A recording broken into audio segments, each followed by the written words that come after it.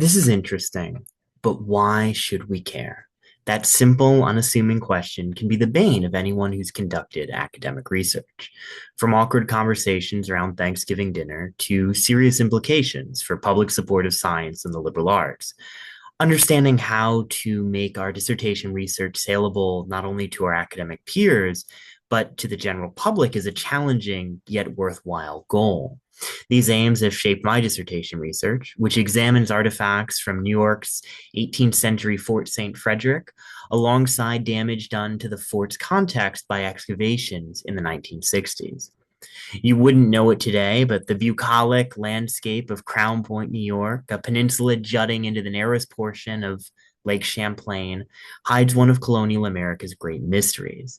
A mid 18th century community of hundreds or even thousands of French veterans, Canadian settlers, and their First Nation allies, which emerge in the shadow of Fort St. Frederick. The Cyclopean ruins of this 400-foot wide pentagonal fort with its unique four-story interior citadel long drew the eyes of looters, antiquarians, and treasure hunters. This came to a head in 1968 when self-styled pick and shovel historian R.W. Robbins used the threat of encroaching infrastructure expansion to conduct highly disruptive excavations in the fort's citadel and moats.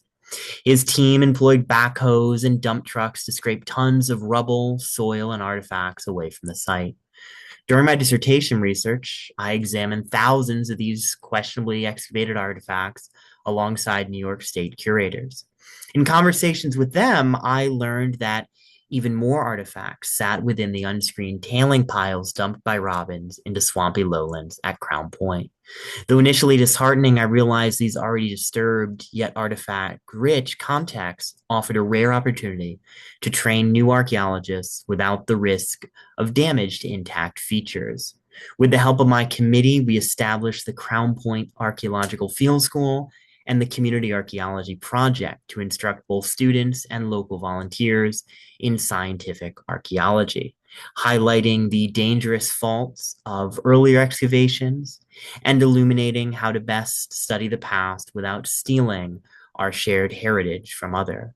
We've so far uncovered hundreds of artifacts that provide a new window into the lives of the civilian community around the fort, building connections not only to an oft forgotten aspect of Adirondack heritage, but also connections between academics, students, state parks, and the communities we all serve.